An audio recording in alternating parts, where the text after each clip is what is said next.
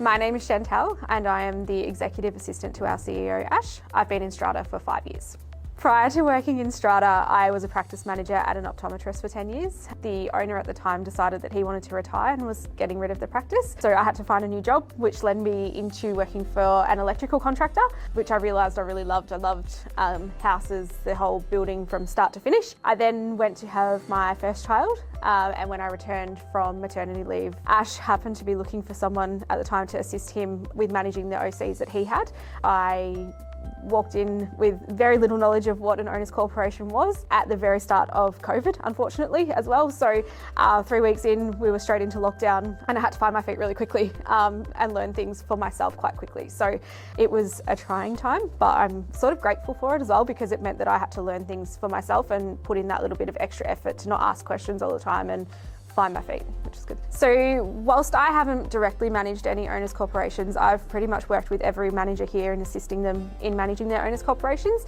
I think the best approach to it is to be transparent with the owners and committees and just give them the time for their voices to be heard. So without their opinions and what they're wanting, we can't do our job. So I think transparency and just being a listening ear is the best way to go about it. Majority of the time, difficult situations come across either via emails or phone calls. I think in the situation where it is via email, sometimes it's better just to call the person and just let them speak rather than put it into words, because it can be taken the wrong way, I think, sometimes if it isn't an email. And in that phone call, you just give them the opportunity to say what they need to say. It doesn't matter how long it takes. I think you need to feel supported and you need to feel that your voice is heard. So for lot owners to be able to do that, I think is really important. And following up with an action plan. So once they've said what their concerns are, I'll take note of absolutely everything and then come back to them with what I would like to do for each of their issues that they've raised. So one by one, go through, okay, this is what we're going to do here.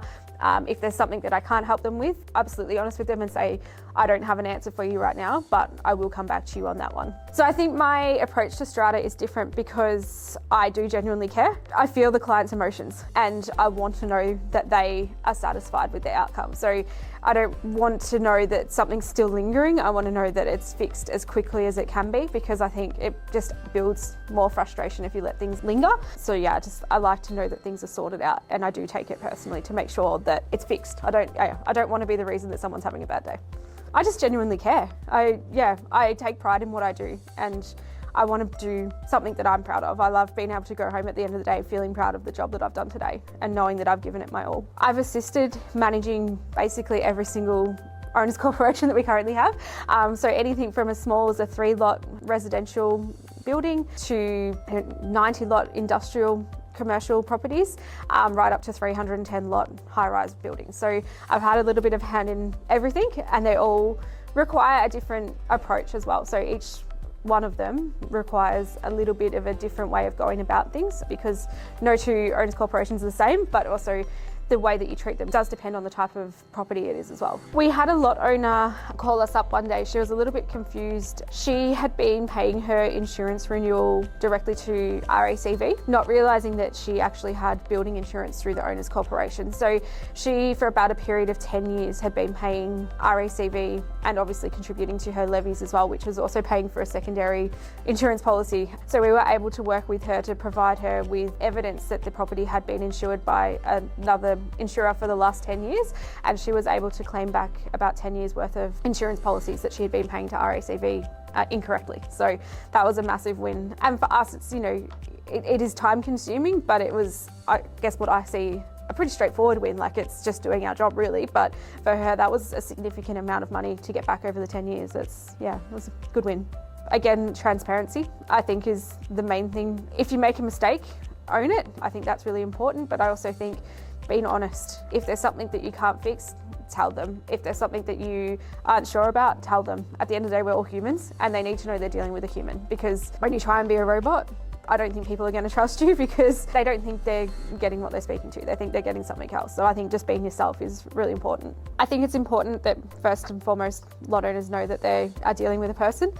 So I think being honest and being transparent is really important. If there's something that I can't necessarily fix for them or I'm not sure about, I'm more than happy to put my hand up and say, I don't know, because I want them to know that they are dealing with a person, not someone just behind a computer that, could be telling them anything. I'm not a robot, I am definitely me, and put my hand up and make mistakes. We're not always right, so it's important to put your hand up, be accountable, and let people know, yes, we can make mistakes, because if you were trying to be perfect all the time, I think would be starting to show cracks, because people can see through that. No one's perfect. I think really good communication as well is a good way to build that trust, either through email, phone calls, and just following up on things, making sure that if you don't have the answer to something straight away, keep following it up, and making sure lot owners know, or committees, that you're still working on something. So a lot of what I've been doing lately has been dealing with like telecommunications companies and stuff like that, who are a nightmare to deal with. So you're not going to get an answer from one phone call. It's going to take a lot of back and forth to be able to get the outcome that we're looking for. So it's just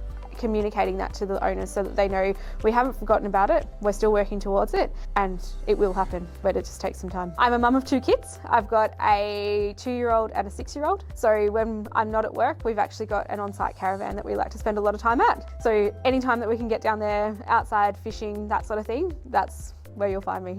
With my kids, yeah. Most people don't know that when I did VCE, I actually studied automotive. So I basically had started what is the first steps of an apprenticeship. So it was like the trade school component of it. So I stuck that out for a year. My goal was to be a data engineer in a motorsport team one day. So that was kind of like me trying to get an eye into what's involved. Turns out I didn't like it, but the thought was there. So yeah, at Keystone, we are a strong, close-knit team. And I think that shows in the way that we deal with clients in the terms of accountability. We own our mistakes, we celebrate each other's wins. And I think being a team, it gives the clients a better service. Everyone's happy, everyone loves coming to work in an industry where it's not necessarily all good news. There is a lot of days it'll be a bad news story, someone won't be happy, someone hasn't got hot water. There's always going to be things that do go wrong with what we're doing.